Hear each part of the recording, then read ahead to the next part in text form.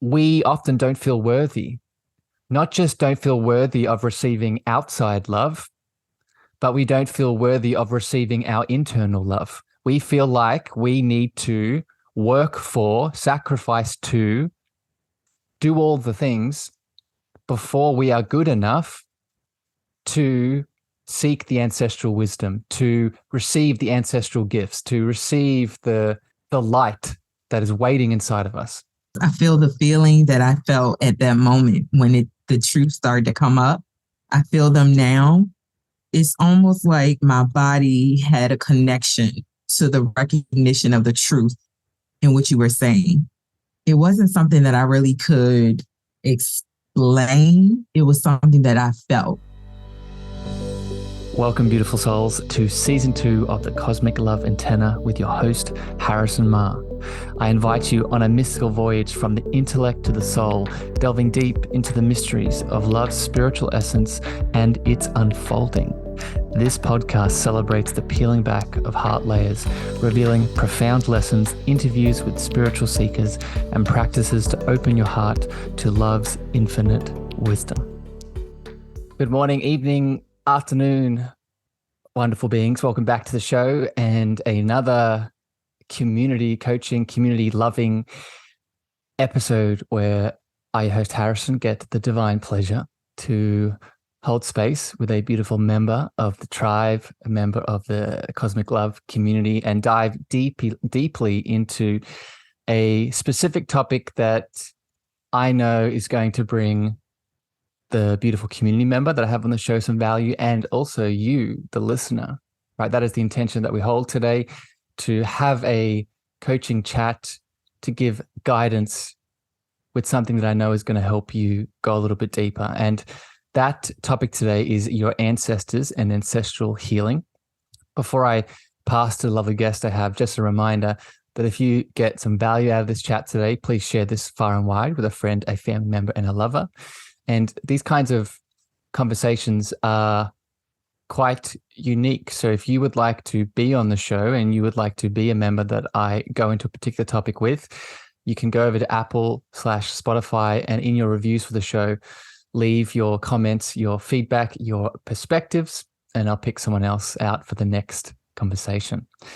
So with that, I have the lovely Watts here today to talk about this topic. Watts, do you want to say hi, my friend?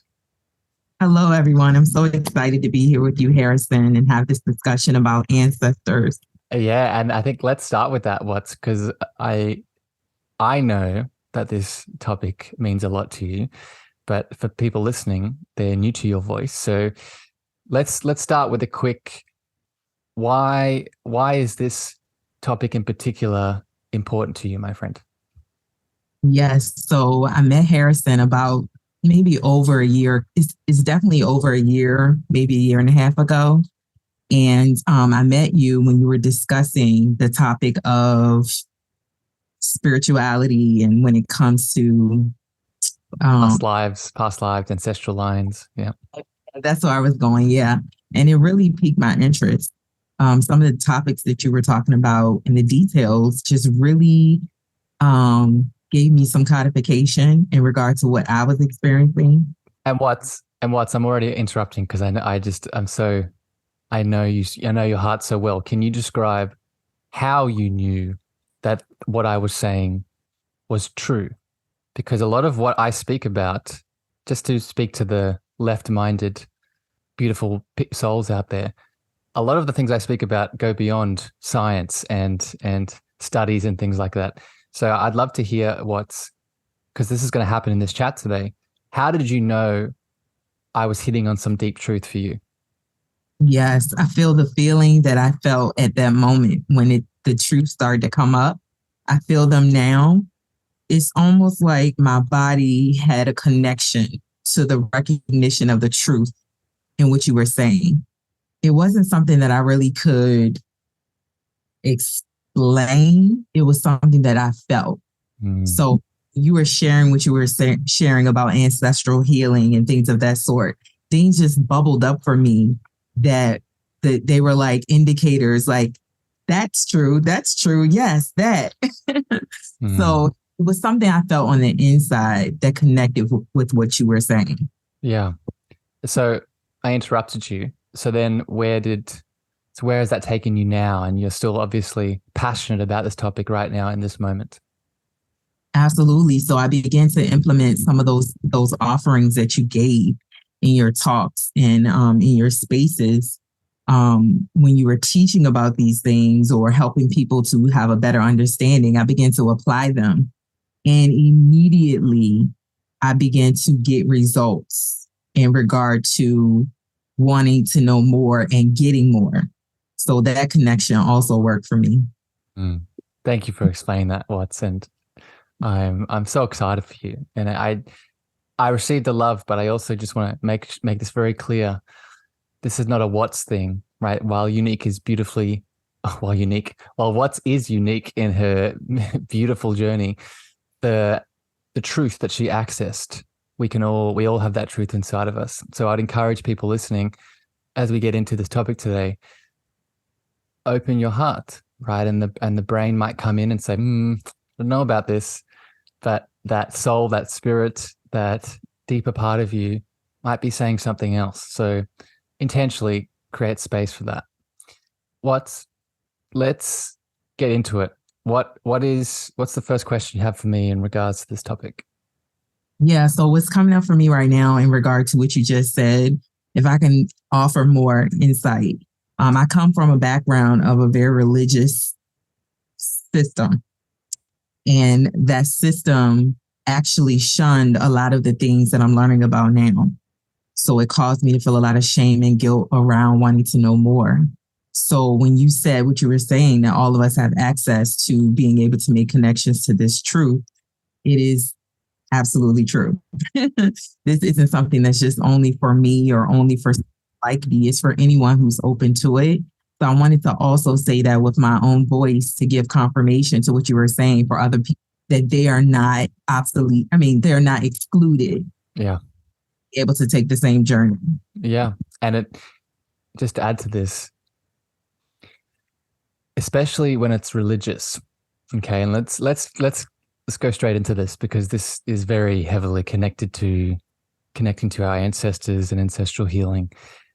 We've all had many different kinds of traumas down our ancestral line that are causing separation and illusion and stopping us from stepping into more of our light and our love and our abilities and our voice and all the things. And I'm just going to say this statistically. I don't even need to speak to you, the listener, to tell you that you have some kind of religious pain and trauma in your ancestral line. And I say that from experience, but I also say it statistically, right? When you look at your ethnic background, whether you're from Europe, whether you're from Africa, whether you're from North America, whether you're from South America,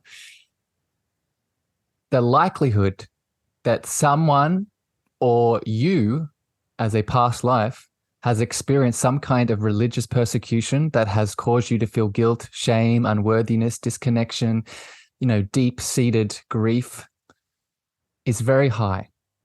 And I don't say this to scare, and I don't even say this to, hey, you need to do this right now. I say this so you have awareness and you can start creating a space to illuminate this shadow.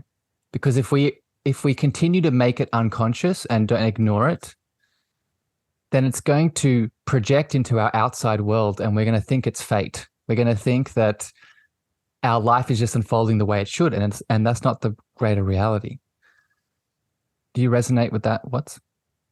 Absolutely. Absolutely. When I first met you, Harrison, you were talking about ancestral healing.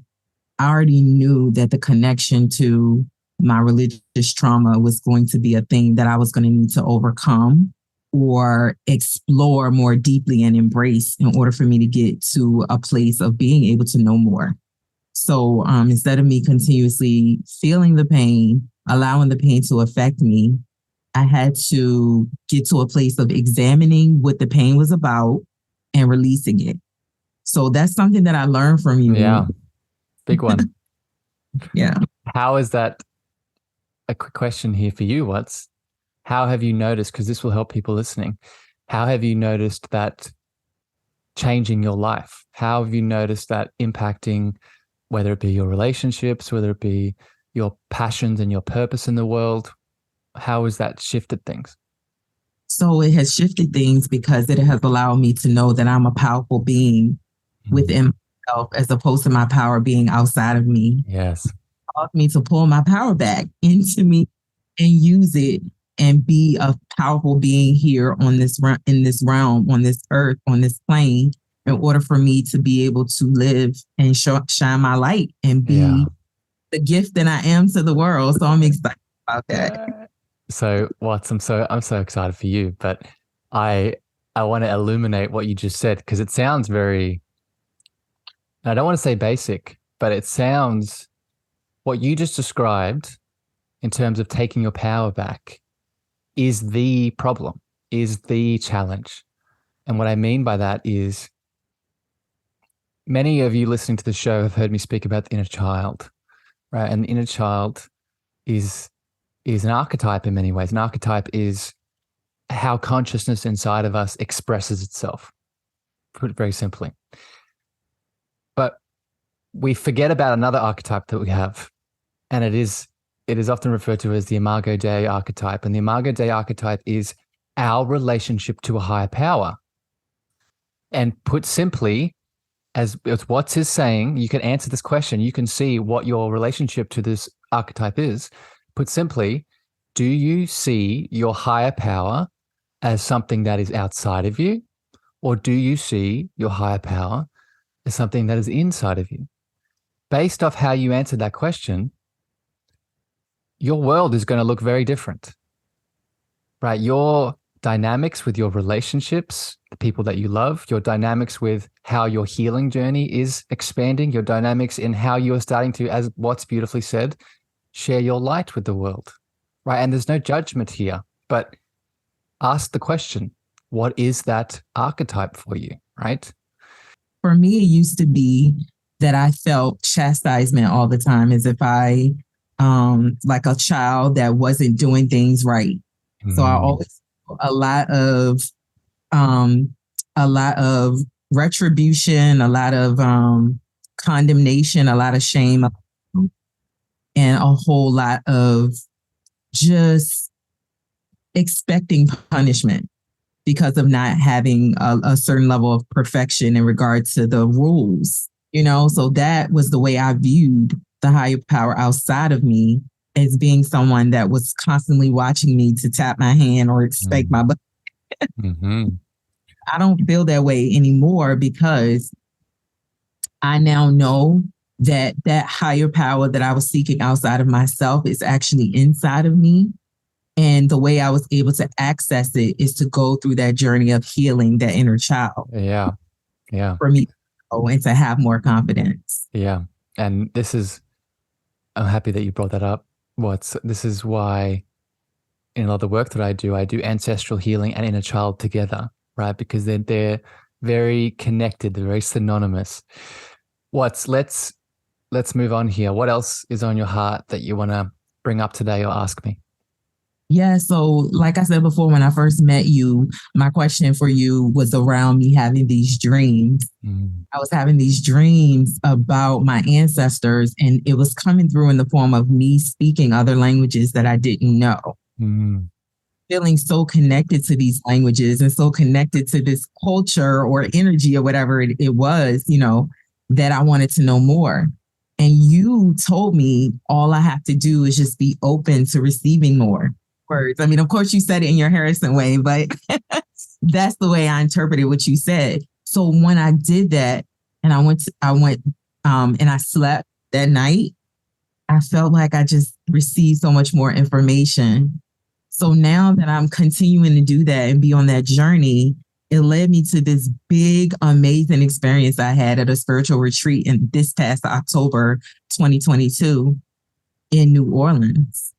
So what happened was I had an ancestral experience spiritually.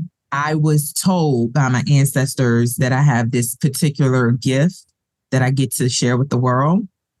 And once that happened, it just shocked me so much. Felt it inside of me, but I never knew what it was called. So when that happened, I began to weep. First I felt like I was weeping for myself because of me feeling like, wow, that's just such a big thing. Then I felt like I started weeping for them. So the tears kept going and going and going until I got to the end of the tears. It began to rain outside. It began to rain. And it was like, as I got through the tears and I stopped crying, the rain shut off. The sun came out. Oh my gosh, it was so beautiful, Harrison. I'm so excited for you.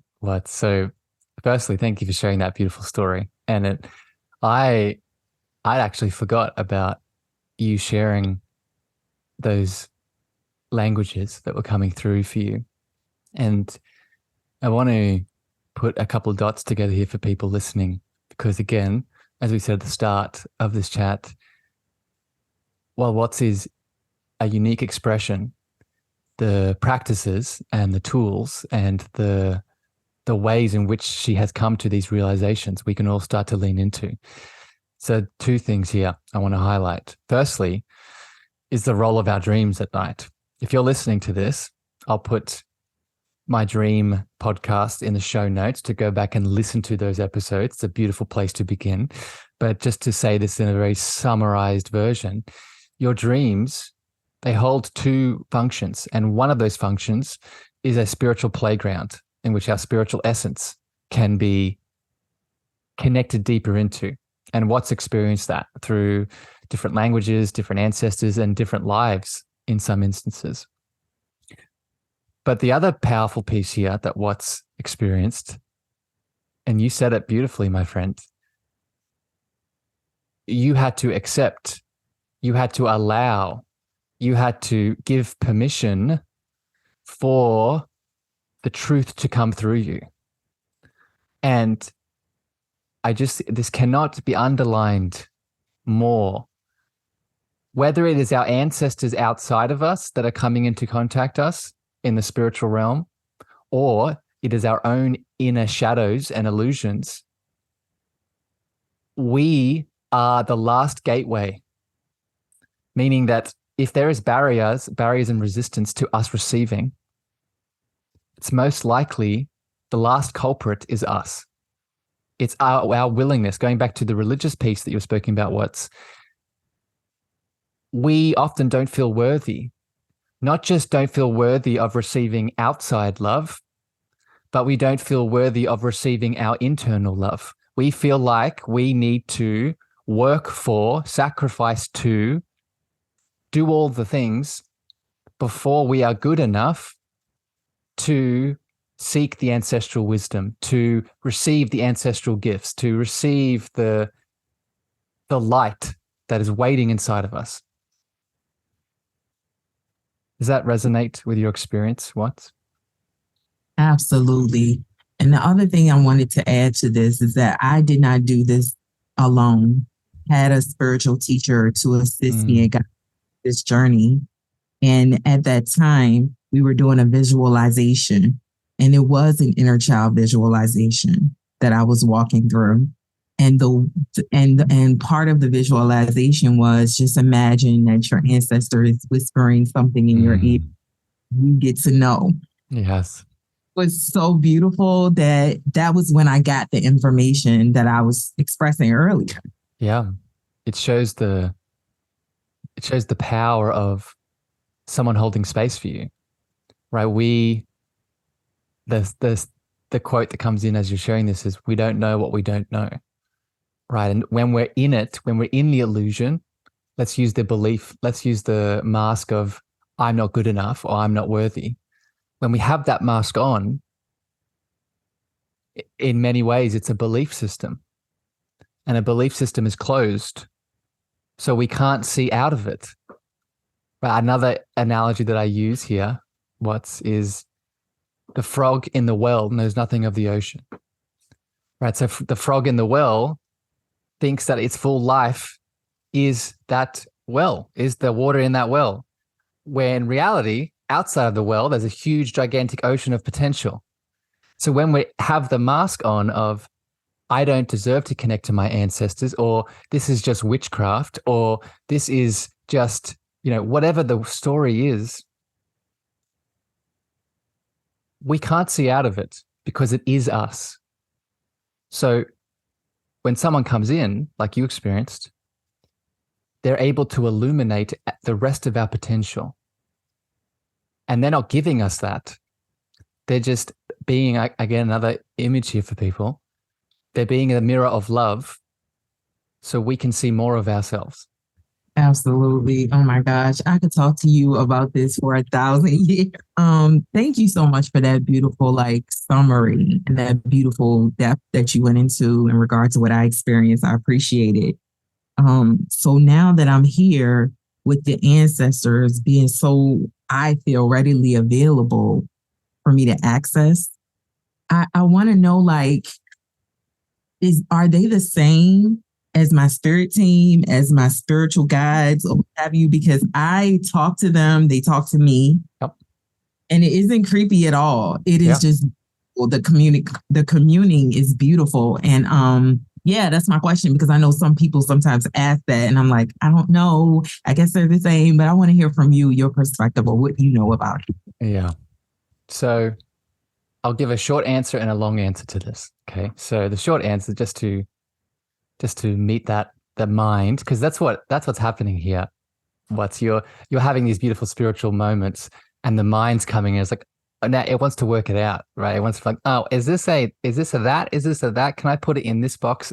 So to meet the mind with love, I would count it as your spirit team, right? These ancestors that are coming in.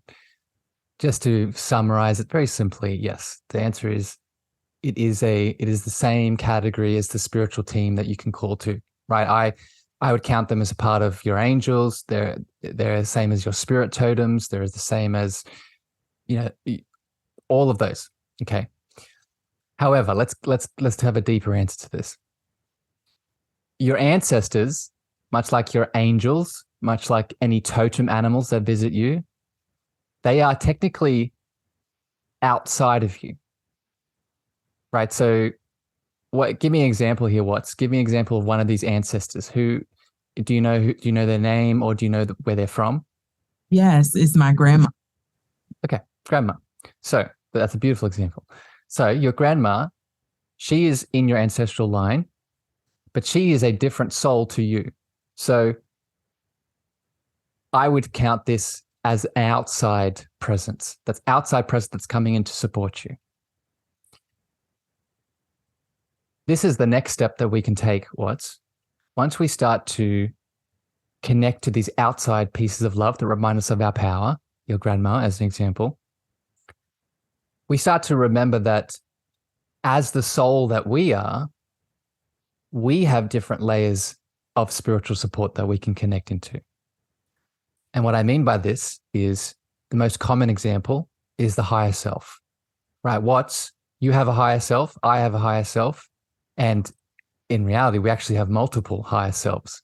But what I'm getting at here is it's when we connect to our spiritual support team, there are two categories. There are the outside entities, which are the angels, the ancestors, your grandma. But then there's also the pieces of us that we can call to. And I make this distinction because the pieces of you are actually more significant, because let's use the example of your grandma again. Your grandma might have a particular mission, have a particular purpose for you. She has a mastery of something. So she comes in to give you guidance around a particular gift like you experienced, right? Versus your higher self is, because it's part of you, a deeper aspect of you, it has a unique skill, much like your grandma, but it knows you in a deeper way than what your grandma does. Your higher self channels through you to a deeper level than your grandma ever could, because she is always only ever going to be external. So to summarize this, Watts, when we start to go into our ancestral healing, one of the symptoms of it, this is a symptom, our grandma, in your instance, can actually remind us of the other aspects of our multidimensional being that we are, right? Our higher self, right? And there's many others, but just to not make this complicated. So that would be the distinction. Does that resonate, my friend?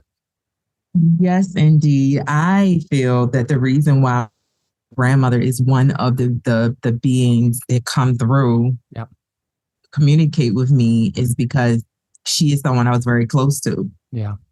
So I feel that she comes to me to allow me to have a conduit to get access to the higher Yes. part. Yes. Yes. Yeah. And this has happened many times. Like one time it happened when I was in the grocery store, a bird flew out of the shelf and I knew that that was her spirit. Yeah. Knew. Yeah. I didn't have to ask. I felt it. It was like, oh, it's Granny. Yeah. You know, and it was a very unusual way of showing herself, but because it was unusual and because it happened in such a normal everyday activity, it got my attention, number one. And then number two, it made me feel that she's always with me. Yeah. So it was very beautiful, Harrison. So that is the reason why I asked that question, because I have these happen like this. Many things come up around that, but I want to connect it back to that last point that we just made, right? Of the deeper parts of yourself. So I would ask you, and you don't have to answer this, just feel into this. What is the piece of you that felt your grandma, right? What is the piece of you that felt your grandma in that bird? Well, let me ask you, what comes up when I ask that question? She was a very free spirit. Yeah. And I feel the bird was a representation of that. Yeah. But let's take it deeper. Okay. That's you conceptualizing it, and yeah, that's beautiful. But let's take it deeper. Mm-hmm. Before your grandma came in, right, you probably wouldn't have seen the bird in that way or felt the bird in that way, correct? Yes. Okay, that's good. So let me ask you again. What do you perceive as the part of you that felt your grandma's essence in that bird? I mean, I guess my heart. Good. Yes, you're right. Yeah, you're right. Let's go deeper. What in your heart felt that? The connection of her being a leader in our family, being the head of the family. So at that time, now that I'm thinking about it, I remember wanting the family to be together and come together. Yep. So I feel that her coming to me was her guiding me of sorts. Yep. So desire. So this is still surface level. It's beautiful. It's beautiful. And I'm not taking anything away. This is all valuable, what you said. And that's what came through. That's the channel that came through with the connection to the bird. Beautiful. But again, in the heart, that's what you received just then is still a symptom. What is the piece of you in your heart that received that download, that connected to your grandma in the bird? What, if you had to describe in the heart, what picked that up? If I'm honest, I miss her. Okay. The missing, the feeling. The feeling of missing her and just wanting to feel her. Good. So the deepest answer to this I was just the piece of you that picked up on her is the piece of all of us that is eternal. Okay. And this is the point that I was trying to get back to before with the external guides, the external ancestors, the external angels, what they can help us access. And one of the things that help us access is our higher self. We defined that before, right? However, the deepest part of us, the deepest part of every single person listening to this episode and you, is your source, is your presence, is the power that we spoke about at the start of this episode that is you, the divinity that is you. So when you feel your grandma in your heart, when you feel that sadness, when you feel that connection and you see it in the bird, you're not just receiving those specific downloads. Your grandma is also in that moment reminding you of the divinity that you are. Because, right? Because you can't, the fact that you felt that, you could not have felt that if that divinity was not there. Oh, yes. Does that make sense? What? Makes so much sense. It's like when you were explaining that just now before you said divinity, I just felt divinity. Yes. Yes, that's exactly what it was. And I have more now in my life than I've ever felt it before because I was connected from divinity because I didn't understand or know what it was. Yeah. And this is the point, right? When we're connecting to our ancestors and doing any ancestral healing, yes, the specific lessons are important, like you just shared with what she's reminding you of in the shop, what she brought up, taking action on those things, they're all important. But often within the doing, right, this is where I see a lot of people have challenges.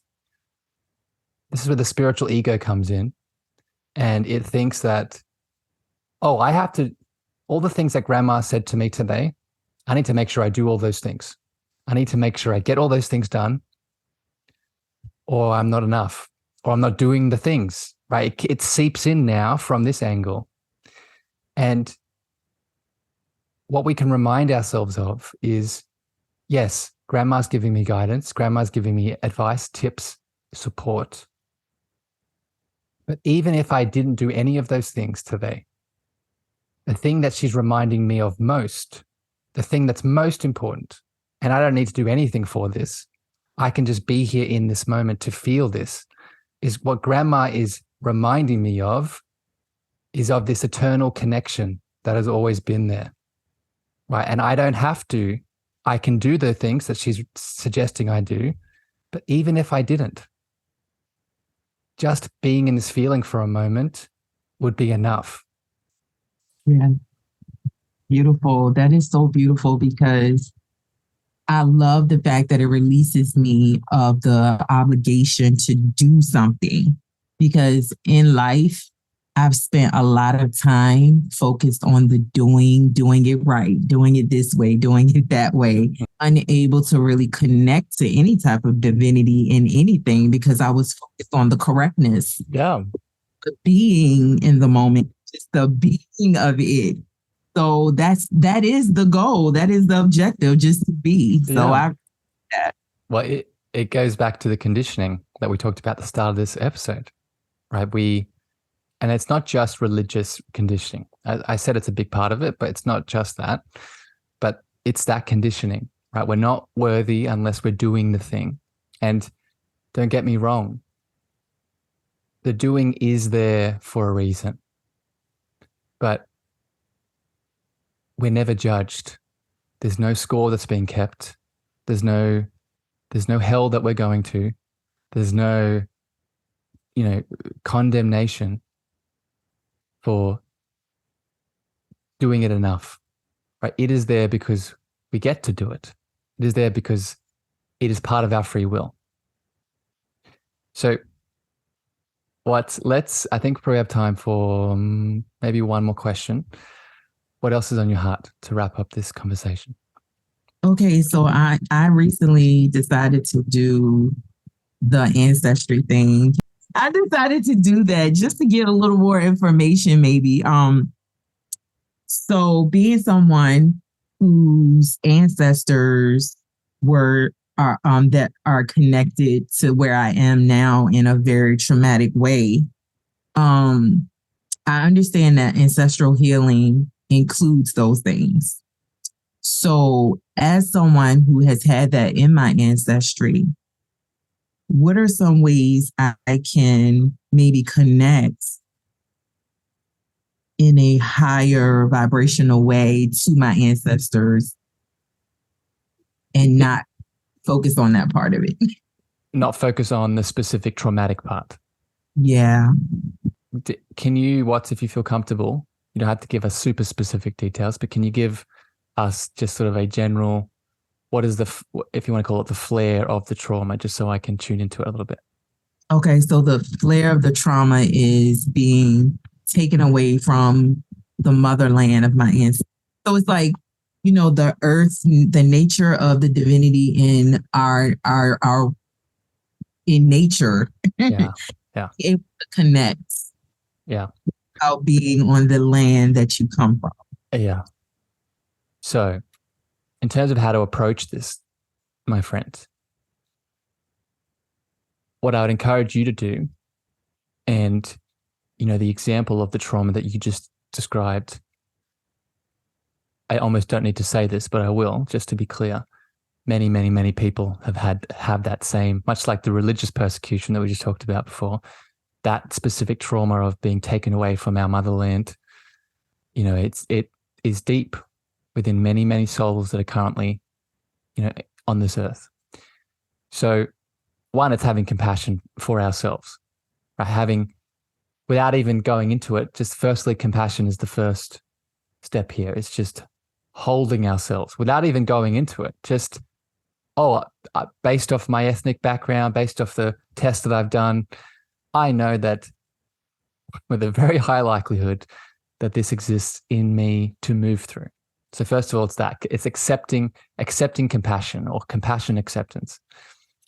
The second thing I would say here, my friend, is that you don't need to go looking for it. And two, you don't need to worry yourself about if it will come up. And what I mean by this is, I've shared this with you before, my friend, but I'll repeat it for everyone. In my experience, we are only ever given what we are ready for within our spiritual journey, within our healing journey, within the onion layers that we move through.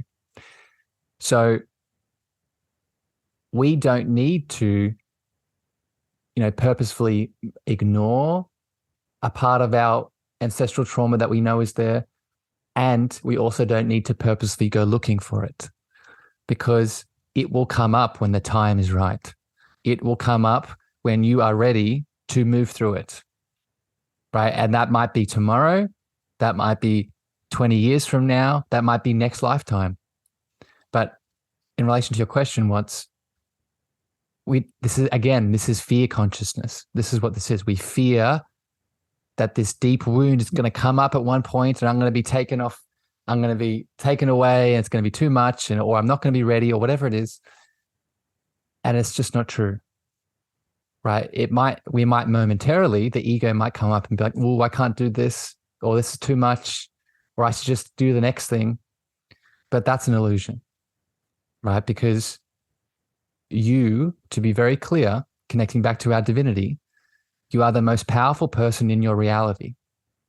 So if that shadow comes up, you can use your free will in that moment to be like, okay, it's coming up, so I must be ready for it. I'm going to lean in.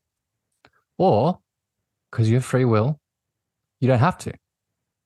And you're not judged either way, right? You can decide to suppress it and ignore it. And again, you're not judged for that. But because how shadows work, it will now come up in another way. It'll come up a year from now, 5 years from now. But the key here, is to, again, release fear around moving through it or not moving through it, right? You're good either way. Does that answer your question? It does. It's the challenge for me. I know you probably could do a whole other podcast on this podcast episode. I don't want to bring it up because it is a challenge for me, because there are so many things that happen in daily life, whether I'm paying attention to them or not, reinforce that. And I also have people that I interact with in my life in many different ways, not even just close, intimate relationships, where this conundrum exists. The residue, the effects, the results and outcomes of this plays out almost daily, if not multiple times a week. So it doesn't give me time really to have a year or 5 year come up. It comes up regularly. Yeah.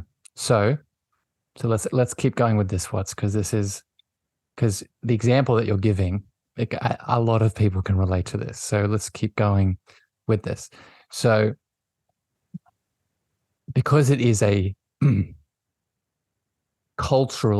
large cultural thing, right? What you're saying is quite normal, right? It's because it's a cultural trauma, especially if we live in that culture currently, like you're saying, we're seeing it. We're going to keep being reminded. But this is now where I remind you, Watts, and people that are dealing with the same thing, of your personal and spiritual sovereignty.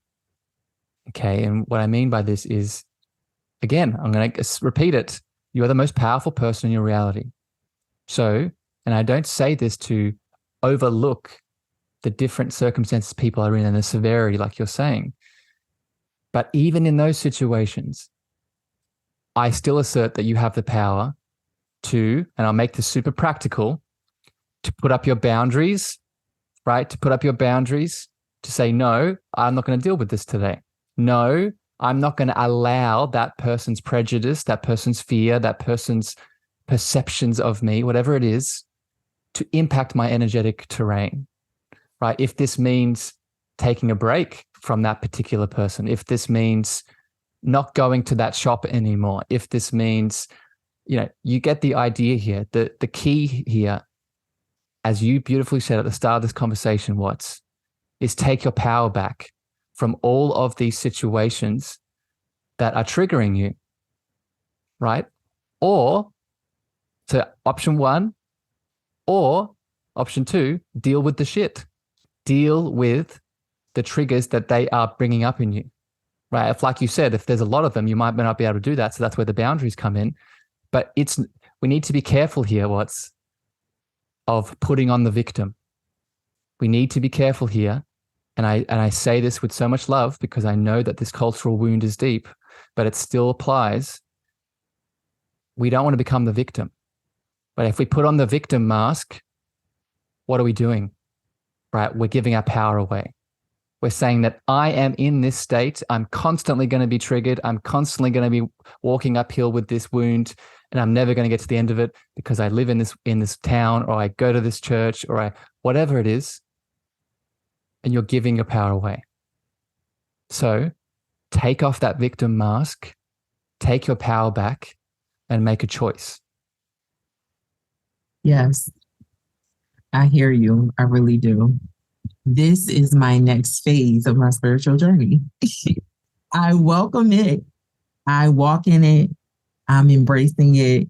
And I'm going to be able to come back to you and say, I can't wait. What I've done, Harrison. Let's say one more thing here, Watson, and I'll let you go because I have to be mindful of time. But you know this, Watts. You've already started to see it. But I just want to share this within this example for everyone to hear. When you do those things that I just outlined, those boundaries, or those taking off the victim mask, making the choice to do something about it, you're not doing that as an individual.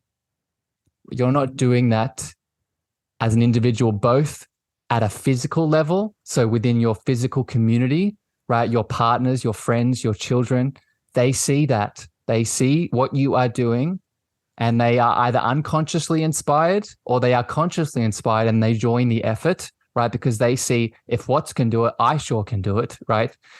But also, because we're talking about ancestors today, you also do it from an ancestral lens. So what I mean by that is when you step into the power, especially around a wound like this that is so ethnically and culturally deep, all of the ancestors that have been through that same persecution, they show up, right? It's a beautiful way to end this chat. Your ancestors are with you all the time.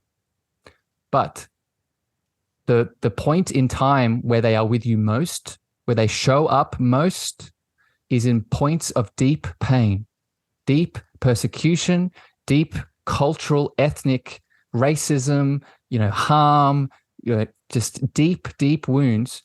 That is when all of the ancestors that experience that same event, they show up. So in that moment, as you've already described today, Watts, you ask for the support. So when you inevitably break down, when you inevitably find it's too hard, that's the moment to be like, I'm open. I'm open to my grandma. I'm open to my grandfather. I'm open to my great-great-great-grandma. Help me. I seek your support. Yeah, this is beautiful. It's confirmation for the way I've been moving through this thus far. So I appreciate it so much. And that is exactly what those tears were about in New Orleans. It's from being able to take on the mantle of doing this and moving through this process on my own and doing it in regard to my entire ancestry. So I really appreciate you saying that, Harrison. Thank you. You're welcome. I love you very much.